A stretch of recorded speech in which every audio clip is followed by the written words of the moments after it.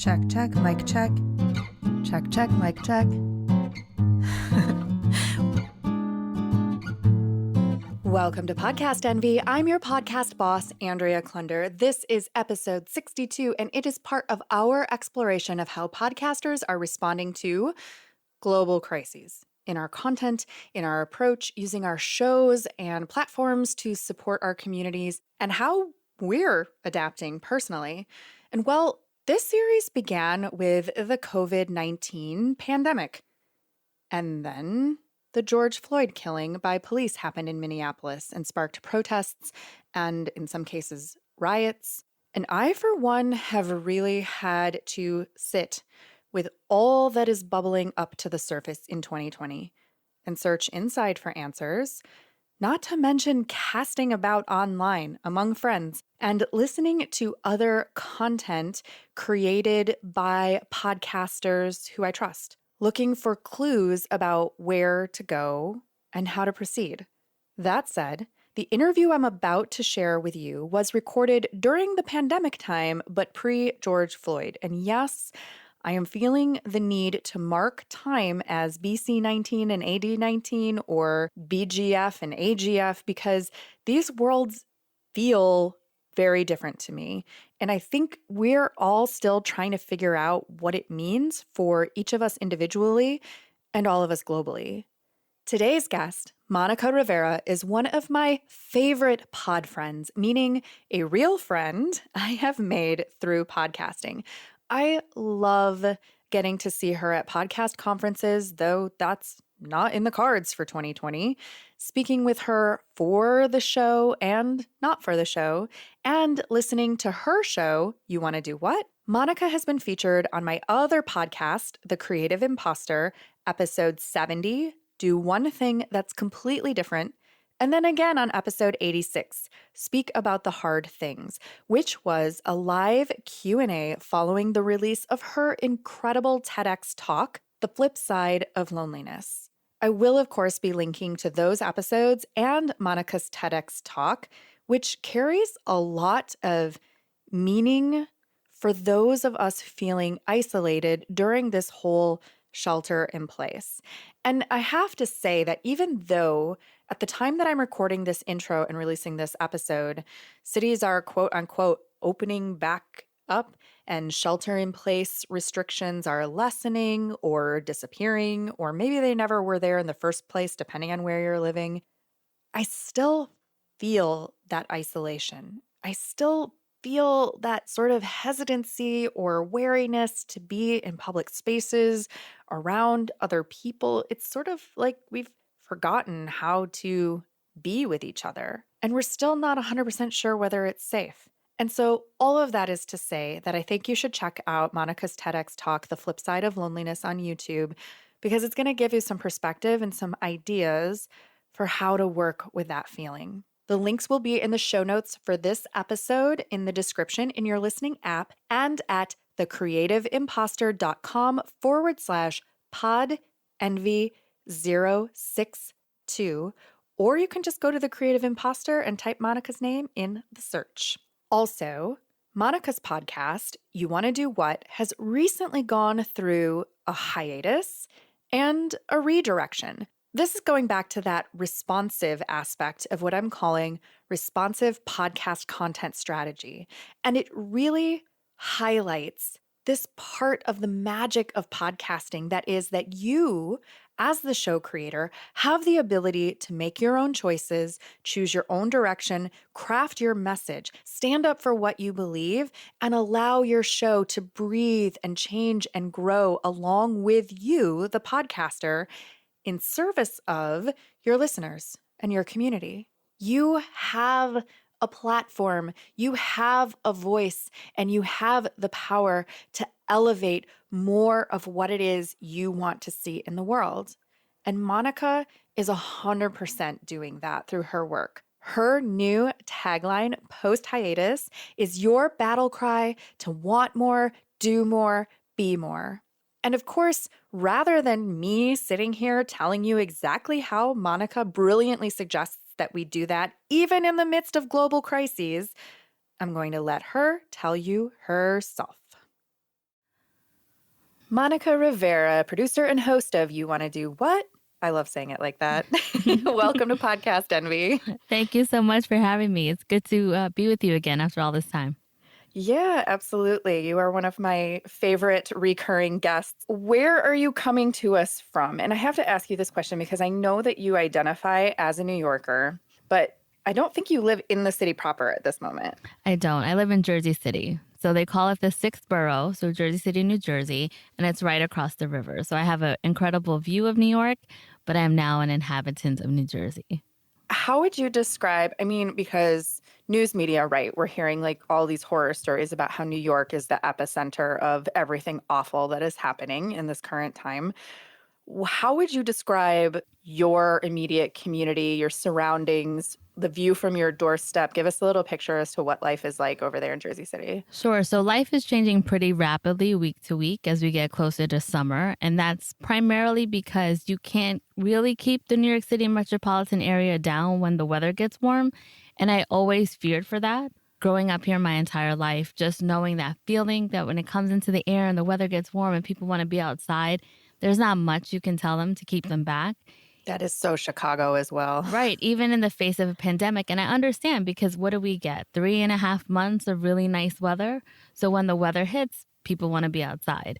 So if I start just with my building itself, there's very strict rules that have been put in place by the board. So we can't have any visitors of any kind. People can't show their apartments if they want to sell them. They can only have virtual tours. We have to wear masks and gloves at all times. There can only be 2 people in an elevator at once. So immediately there's a lot of very strict rules that are happening, which don't really affect me. I feel comfortable operating in that space.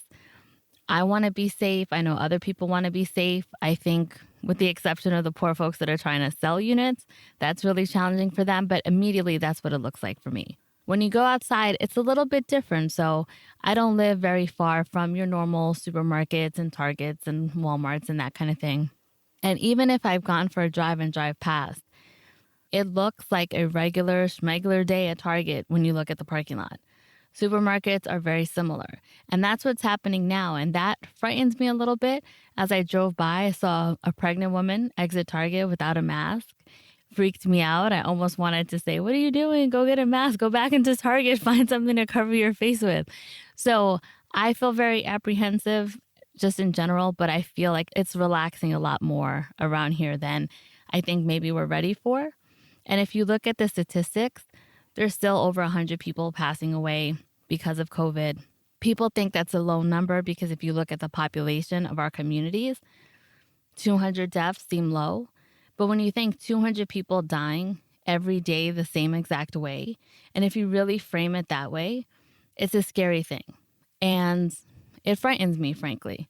So what are you doing personally to sort of mitigate those feelings and that fear? And I'll just say, I'm not leaving the house all that much because even the idea of taking a walk, like I'm in Chicago, I'm in an urban area, there's more people walking around my neighborhood than usual. And when I do leave, I'm usually driving. I'm going to a specific place. I'm wearing my mask, not in the car, but getting in and getting out of the car. I'm wiping down stuff with like alcohol wipes. And then I see so many people who are not doing any of these things. For me, it doesn't even show up as fear, really. It shows up as judgment.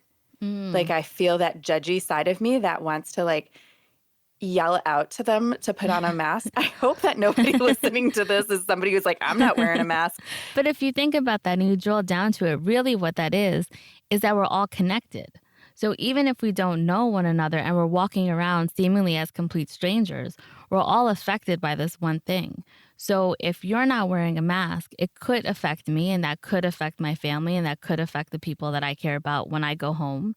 And so the judgment, I think, is well placed in a lot of ways because we don't know. We're still finding out information about COVID. We're still learning new things. There's asymptomatic folks as well. So you could walk around seemingly fine and think that you're okay, but it's not just about you being okay. It's about making sure other people are going to be okay. I don't want to get sick and I don't want anyone else that I know to get sick. So the way I move is very similar to you. It's, do I have my car keys? Do I have my cell phone? Do I have my mask and gloves? So it's been added to the checklist of things before I leave the house. Even going to the supermarket for the first time, I felt almost like it was a game of Pac-Man.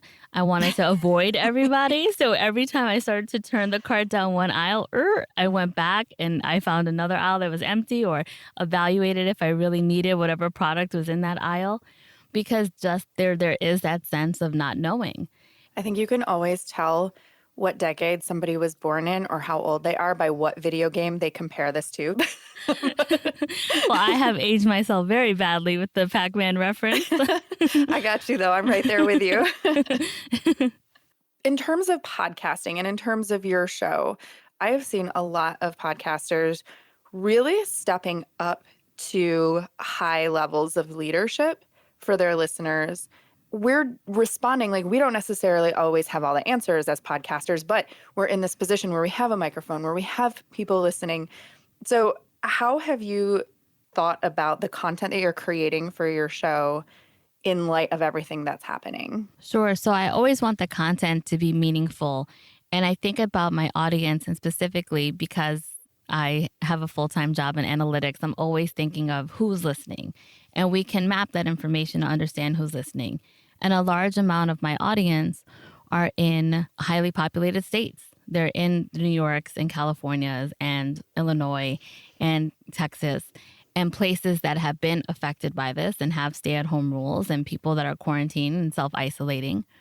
And so it's a combination of understanding where my listeners are, and then also just reading the temperature of the room, if you will. What are people talking about on social media? What are they stressed about? What are their challenges? And wanting to find a way to be a little bit of a bright spot for folks, but also still be able to give them information that they can use. And sometimes the information that they can use are things like just fun. I need a break from the news and the statistics, and I need levity in my life. So there's a podcast episode about my favorite 7 binge-worthy shows and movies when you want to get warm and fuzzy. Because what I found was really shocking, at one point, movies like Contagion and Pandemic were trending. And I don't want to see those movies at this time. I want to break from all of that. I'm living it. I don't need to watch a movie about what's happening right outside of my home. And so I want to try to bring in little pieces of light, but also at the same time, complete transparency. I don't mind self-isolation so much. Like, I'm an ambivert, probably a little bit more of an introvert if I'm being completely truthful. And I've worked from home for a lot of years. So this isn't as unfamiliar to me as it feels for a lot of other people.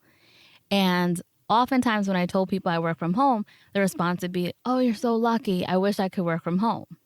Well, now we're in an era where many people are fortunate enough to work from home, not all, but many. And then I hear the opposite. "I can't wait to go back into the office. I don't know how you work from home all the time." And I realized that people were struggling. So if there were ways that I could create space for people who are struggling, for people who are extroverts but having a hard time connecting because we can't connect by nature of these laws in place, how can I help do that? So it's almost like you haven't really changed the strategy of your show at all, because I've been listening to You Want to Do What for a while. You have well over 100 episodes, right? Yes. And I think that that's always been sort of the frame, is how can I be helpful? How can I be useful? What can I share that will be meaningful for my listeners in this time? And so it's just that you're observing what is happening so that you can be relevant to the times. Right. And focusing the content a little bit more. So I had storyboarded what I wanted this next set of episodes to look like pre-pandemic. And a lot of it was focused on travel. So I spent the end of 2019 traveling a lot.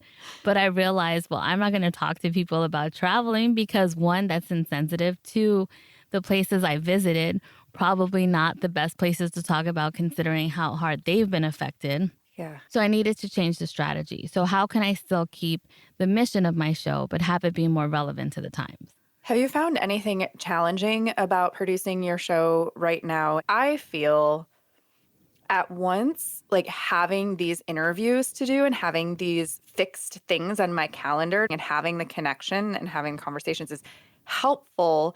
And yet there have been a lot of days where I feel so low energy. It's like there's a difference between choosing to work from home and being forced to be there. And not forced, but like being compelled to be there, right? Right. So funnily enough, prior to this happening, I had gone on hiatus.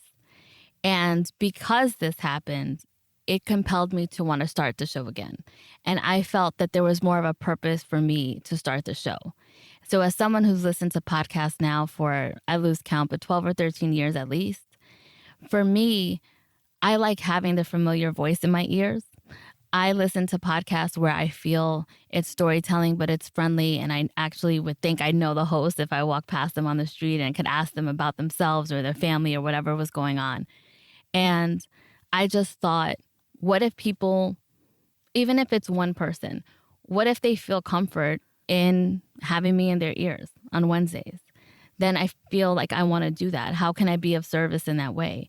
So it actually made me more productive, this whole experience, because I felt that there was a more of a purpose-driven mission to it that maybe I had lost a little bit having gone on that hiatus previously. Yeah, when I reached out to you, I mentioned your hiatus because I noticed it, and I collect podcasts. I listen to tons of podcasts, and I do notice when someone goes missing for a little while. Even if, we didn't know each other personally, we build these relationships by listening to those voices. Absolutely. And to me, I've always thought the same thing when there's a show that goes missing or it's a week or two that have passed. Where is this person? And I check their social media feeds. Are they okay? Is something wrong? Did they decide that they're not going to do the show anymore? So I'm always curious about that. And the hiatus was never intended. It was almost an avalanche of things that kind of led to 1 week missed and another week missed. So I got to the point where this will fit into your other great podcast, but I started to feel imposter syndrome. I really started to think, should I come back? Does anybody miss me? Is what I'm saying providing value to people? And that's the most important thing. Some people use a microphone so they can speak into the mic and hear themselves talk. But not to sound cocky, but I have a million interests. I have things that I love to do. I'm never bored, which is, I think, why my show is You Want to Do What? Because I'm personally never bored. And so if I can help people kind of feel that there's lots of things for them to do, then that's a great thing. But I do the podcast because I genuinely love emails that I receive or social media messages I receive of how it can help people. And during this time and seeing people feel low or get sick or lose family members, how could I not be there?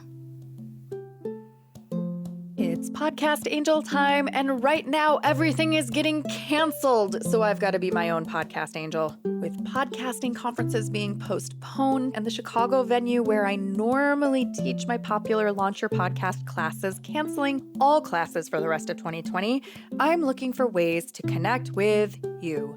And right now, it's gotta be online. But the good news is that means you can join me from anywhere.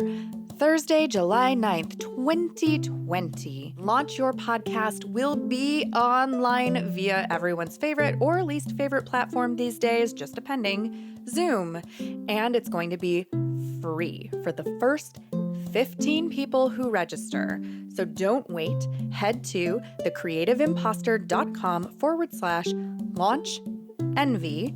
Linked in the show notes for this episode. Once again, that's thecreativeimpostor.com/launch-envy, and be one of the first 15 people to sign up so you can get this class for free. If you have been thinking about starting your show, if you have maybe done a few steps here or there, but you're not sure if you're on the right track and you need a little bit more support, a more holistic overview of what it takes, this class is for you, for the solopreneur representing a brand, for a business leader, for an organization, or for anyone who has a social impact mission that you want to share with the world.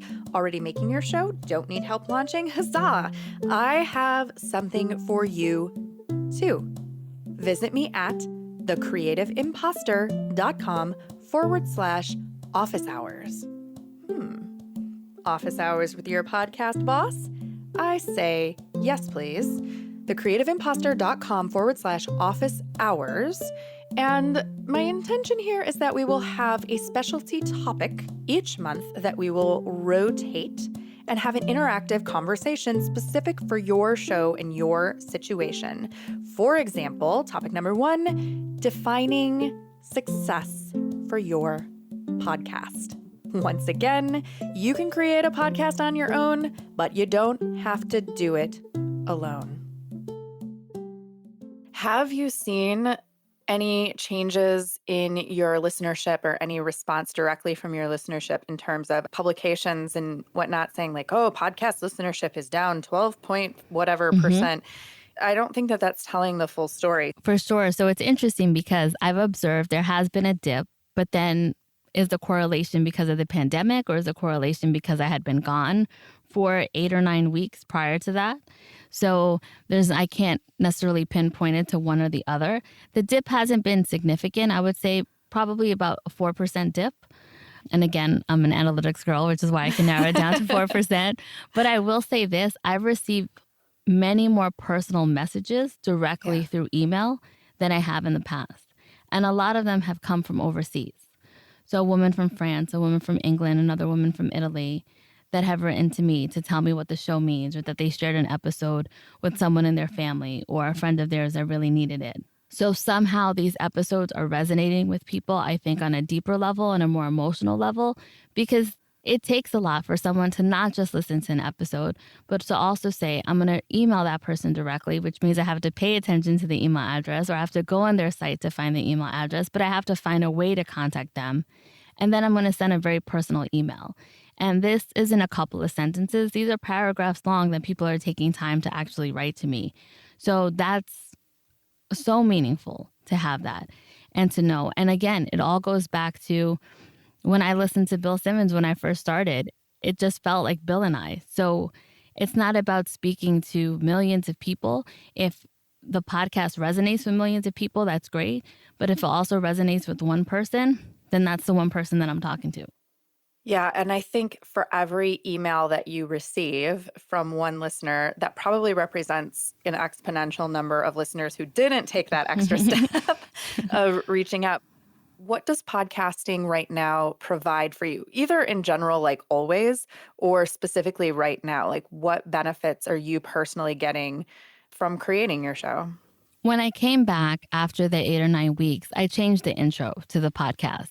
And I also changed the tagline. So it used to be the nudge you need to try new things. And now it's your battle cry to do more, want more, and be more. And what I found was during this pandemic, it's easy to say, all I'm going to do is watch TV, or there's nothing for me to do, I'm bored, and to just focus on the negative aspects. But the true mission of You Want to Do What, which is that battle cry to do more, want more, and be more, are things that people were asking for before. I want to spend more time with my family. I want to have more time for myself. I want to be able to read books. I want to be able to take baths. I want to be able to focus on me. Well, if you have to think of a bright spot in this moment that we're in, it gave you exactly what you've been asking for. And so how can you be mindful of that during this time? So when you say, well, my kids are driving me crazy, or I don't know what to do with my kids. Well, 6 months ago, you said, I wish I could spend more time with my kids. So part of that is also reminding people that these are the same things that they wanted before. And so that's how I changed my show coming back, was to really focus on how can we use the podcast, the information I'm providing, to do those three things: to do more, want more, and be more. And to think of more not as that excess greed sort of mentality, which I think people can connect it to, but really, what is it that you want to do in your life, and how can you still get there? So for people that say, well, I want to travel, I miss traveling. Okay, so plan out your trip. This won't always be this way. But I gave this example recently on an episode. If your goal is to hike Mount Everest, take this time to do all of the research that you need so that you can be prepared. Figure out how to train. Are you physically fit enough to even climb Mount Everest? I could put that on my bucket list, but I can tell you right now, I'm not hiking Mount Everest anytime soon. That's a way out goal. And by the time I get physically fit, my heart might not be able to take it because I could be too old at that point. So who knows? There's so many things that we can do regardless of what stage we're in. And it's not about focusing on the external. It's really about understanding what's going on internally. And how can we still achieve our goals? The goals aren't dependent solely on if we can go outside. They're not solely dependent on if I can be closer to you than 6 feet. There's so many things that we've asked to do. And if we have the opportunity to do them and the space to do them, let's be mindful of that and let's keep going for those goals. What are you doing right now that is your more, or where are you focusing your energy? So I love learning. This past week, I've taught myself Premiere Pro. And I say that loosely. I've taught myself.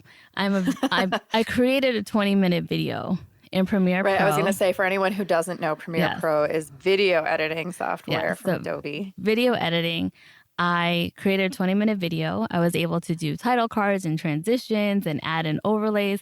So I felt pretty pleased with myself.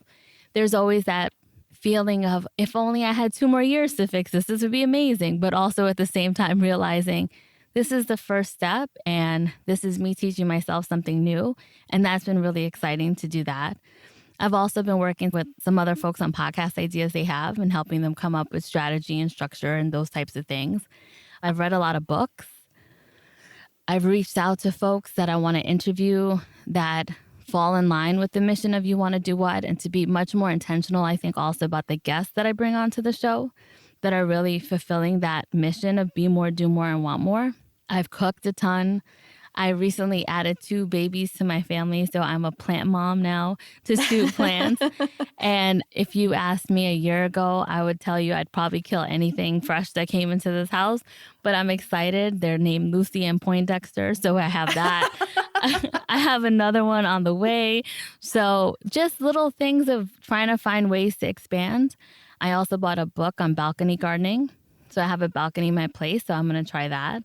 And so really it's just learning, trying, doing. And that's why my life doesn't look that different now than how it did before. Because instead of traveling and taking road trips and going on hikes, I'm just figuring out what I can do inside. That's still going to bring me that same level of excitement, and I can still be curious about and still go on my little mini adventures, even though they're at home, and have stories of where things are just wildly unsuccessful and completely flames out, and things that go really well. And hopefully I can continue long after this is over. Do you feel like there are any long-term changes that you'll be making for yourself following this whole experience? So this might surprise you, but finances is something that I've really looked at in a completely different way. And so this whole thing has caused me to take a cold, hard look at how I was spending money and what I was spending money on. So even things like takeout. I had totaled up how much money I had spent on all the food delivery service apps in the month of January and February. And I was shocked in a way that if I could have knocked myself on the head and had it been effective, I would have done it. What are you doing? And then this happened, and now I'm cooking all of my meals. I don't order out. I've tried new recipes. And the thing is, I cooked before, but it was the convenience of saying, oh, I'll open an app and I'll order this. Yeah. And it's $16 here and $20 there and $12 there. And you think that it's this small amount until you add it up and you realize you're spending an overwhelming amount on these extra things. And so for me, it's been examining how I'm spending, understanding why I was spending the way I was, and then really trying to be more responsible when it comes to that. I enjoy now making dinners with my family instead of having to order out food. So that's something that I'm going to take away, just the financial aspect of it, of just being more responsible and more mindful of what I'm spending and how I'm spending it. It's a good feeling because once you start making progress, whether it's finances or health or cooking or gardening or whatever it is that's your thing, you want to keep the momentum going. And so now it's exciting for me to pay down debt and to cook more meals and to experiment that way. And so that's one of the things for sure that I'll keep going. Also, less television. It's funny because a lot of people have gone to, I'm going to binge watch all these shows. Yeah. And I'm so behind on shows that normally I would have sat down and watched the entire 3rd season of Ozark probably in a weekend. And now I keep saying, oh yeah, I have to watch that. I have to watch that. But I force myself to swing the pendulum in the opposite way and see what else I can do to be curious about. And just to kind of get a feeling of what works. And so far, I feel pretty at peace. Personally, I think from a macro perspective, I think about the people who've been affected. I know a lot of people who've suffered from it. I know people personally who have passed away because of it.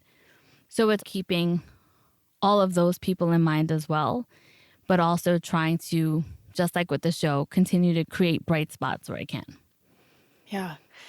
I totally get the finances thing. For me, it was not takeout, it was Uber and Lyft. Mm, And in looking at small businesses right now and businesses that I know personally are definitely closing forever. hmm And I've been trying to be conscientious about redirecting that money that I was sending to Uber and Lyft, which are two companies that I don't even energetically, I don't like giving Uber and Lyft all my money. hmm Energetically, it feels so much better to order like $30 worth of takeout from the locally owned mom and pop restaurant hmm than to take an Uber somewhere. And then I started thinking, like, where was I even going? Because, like you, I don't go to a job every day. I mean, where was I going Right. in all those Ubers and Lyfts? I thought the same thing when I saw how much I ordered. What was I eating exactly? Like, I don't remember. Like, there was not a single meal that stood out that was like, oh, that was the meal. So it's really that same thing. And I have ordered out just a few times, sort of as more of a bonus kind of thing. But also, I think it's important what you said about balancing the mindset of we're like sitting here and we're like, oh, we're at home and we're not really affected all that much by it and we can still work and we're taking time to do these creative things and focus on ourselves and think about our lives. And then there are people who are really, really suffering. hmm And so sometimes it's like going back and forth between acknowledging the heaviness of what's happening versus finding those bright spots and finding those moments of levity. And also in terms of content, where do I fit in that spectrum? Am I here to give people the hmm reality check? Am I here to give people hope? Am I here to comfort people? Am I here to entertain and distract people? How have you sort of found that balance, either personally or from a content creator perspective? For sure. And I think to your point, always being mindful of, even though we're not as impacted as other people are, what can you do to help the other person? And so for friends that I know that are out of work and that have lost their jobs, I'll spend time helping them work on their resume, sending job sites. If I get newsletters of companies that are hiring, it's about passing it along to them, because it's not about putting blinders on or just having this very Pollyanna-ish attitude, but also being realistic. And part of the things that I try to do is not just be of service to listeners and creating content that way, but how can I help the people that I know specifically that are in my immediate circle that are going through these challenges. It's a funny thing because I don't explore the curiosity and creativity just because I can, but if I think back to just the why of who I am and why I am the way I am and why I do the things that I do. For me, it's always been a very personal issue. And the personal issue is having my family pass away when I was between 16 and 23.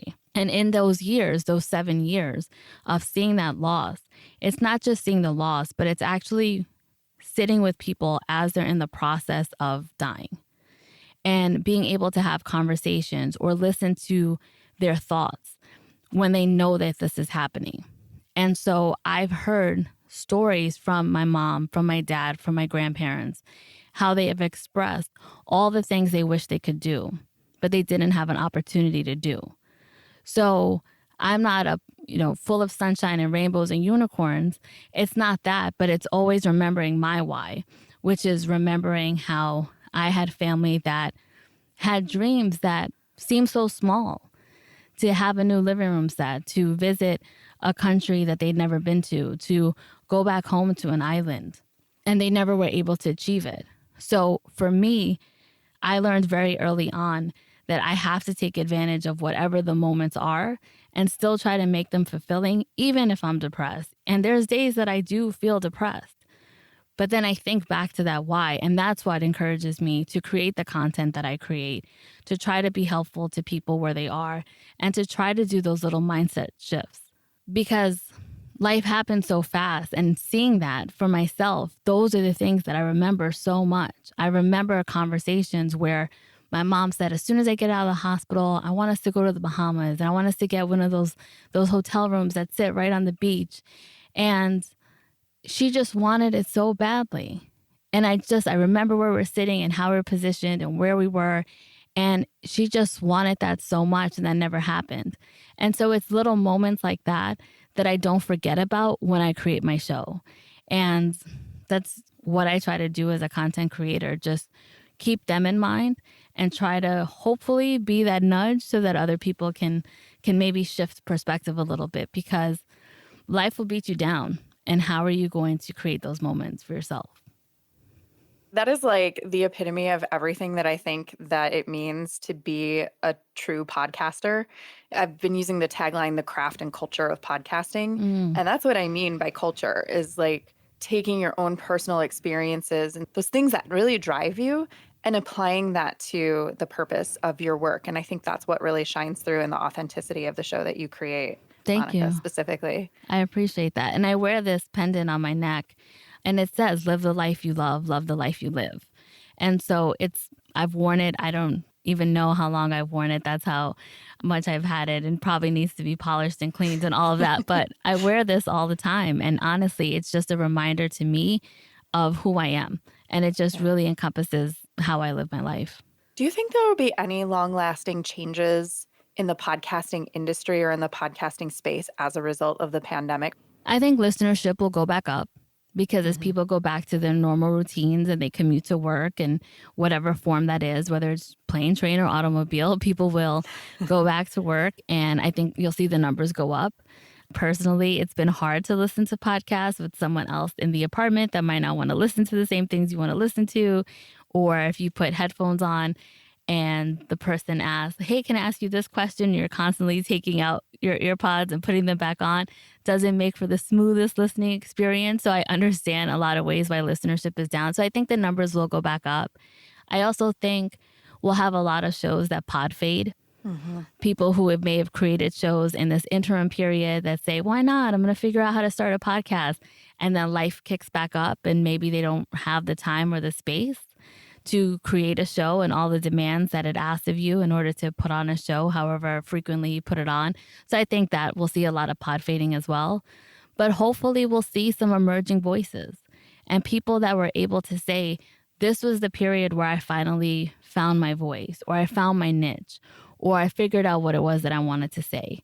And I'm excited to see what voices emerge from this period. Speaking of new people starting shows and coming into the space and emerging voices, what advice do you have for those either aspiring or they've already started, but they're still new and they're sitting here thinking like, oh, 100 episodes. How am I ever going to get to 100 episodes? Any advice that you have for them? It's pretty crazy when I start this show and I say what podcast episode I'm on. So I think I'm up to 124, 125, which is wild to actually think about it. But it's exciting. And I'm always mindful of starting with that first episode. And I think back to that first episode a lot. And I don't know if you do too, but I really do think back to my first episode. And I just acknowledge where I am now and am grateful to be where I am. But when it comes to advice, so if you're new and you have an idea for a show, but you haven't started, I cannot emphasize this more. Try to give yourself as much time as possible to create content so you don't put yourself behind the eight ball. Yeah. So if you think about music, I listen to a lot of hip hop. So if you listen to Jay-Z or Biggie, a lot of people will say, oh, their first albums were their best albums. Well, they had their whole life to create their first album. And then a record company executive said, your album hit, it's hot in the streets, now you have to create your next one. And you have 18 months to do it. Well, I had my whole life to create the first one. And now I have 18 months plus all this pressure of expectations and fans and business people telling me I have to make the second one just as good, if not better. So if you can take the time to really plan your episodes, figure out what you want to talk about and give yourself that structure, that will only benefit you in the long run. You won't continuously feel like you're playing catch up or chasing guests or looking for topics or thinking you don't have anything else to talk about. So I'm a planner. I think that would be really helpful. If you're someone new who's starting out and you're just a few episodes in, think about where your audience sits. As someone who works in marketing analytics, it's such a detailed process to figure out where your customers are going to be. But somehow in podcasting, we have this one-size-fits-all mentality of just go on social media and that's it, that the work is done for you. And it's really throwing your episode into a black hole, if you will, and hoping that someone catches onto it, hoping that the algorithm helps your post bubble up to the top, that it shows up on someone's feed or someone's timeline. So Amazon and Apple don't market the same way, and a podcaster shouldn't either. So think about how you're going to reach your audience and what unique ways you can find to connect with them. And so that's a big thing that I also work on with the folks that I'm helping develop their shows, because you can't just tweet about it and just have that be it. Oh, that's it. But now I don't understand why 8 people listen to the show. There has to be more of a strategy behind it. And really, how are you going to connect to the people that you want to hear your show? People say this all the time. Who's your ideal listener? But it's not just who's your ideal listener. Where are they? What are the spaces that they're occupying? Don't join TikTok just because you think you should join TikTok. If you can't nail those little dances that people are doing and you're off the beat and you don't really have any ideas, that's probably not your platform, and it's probably not the platform your listeners are either. So don't feel like you need to be omnipresent. Figure out where your listeners are and then go to them. I see that a lot, like in the Facebook groups and stuff. People say, I don't understand it. I'm making this show and then I'm posting it on social media. Why don't I have more listeners? If it was as simple as making a show and posting it on social media, like we'd all have super successful shows. Right. It's also you and 600,000 or 700,000 other people with podcasts are also posting on social media. So how will you cut through the noise? Yeah. It's like any brand. Your podcast is a brand, essentially. So how will your brand stand out from someone else's? Monica, is there anything else that you want to share with the Podcast Envy listeners today, or anything that's coming to your mind that you feel like they should know right now? I would say that if you're someone listening to this show now and you're struggling with why are you doing your show, or is anybody listening, or is this worth it, to go back to your why. That's the first step I ask anyone that I work with, to tell me what their why is for their show. Because that's the why that you're going to need to come back to when you're in those low moments, or when you're editing an episode and for some reason you're just not getting it right, or the program glitches, or you lose a file, or a program shuts down before you saved it, and you're sitting there in the dark or in a closet wondering, why am I doing this again? Always be mindful of the why. And it doesn't matter how successful your show is, because if you're wildly successful, you'll get opportunities and asks from people, and you're going to have to check those asks versus your why. Is that in alignment with what the spirit of your show is? Is it in alignment with what you want to do with yourself? So it can be very tempting to say yes to a lot of things when opportunities are coming your way, but does it match with your why? So I would say that's my biggest piece of advice. Always come back to your why, because you're going to need those in the highs and you're going to need those in the lows. Podcast Envy is produced by your podcast boss, Andrea Klunder. That's me. The Podcast Envy theme music is by Valentin Sosnitsky, courtesy of the Free Sound Project at freesound.org, and our podcast Angel music is by Benjamin Mastropolito, also on freesound.org as Lemon Cream. All music is licensed under the Creative Commons. Our episodes are mixed by Edwin Ruiz, and hey, if you want your show to sound as good as ours, hire us. Put the magic audio mojo of the Creative Impostor Studios to work for you. Thanks so much for listening, and here's to making your podcast the envy of everyone else.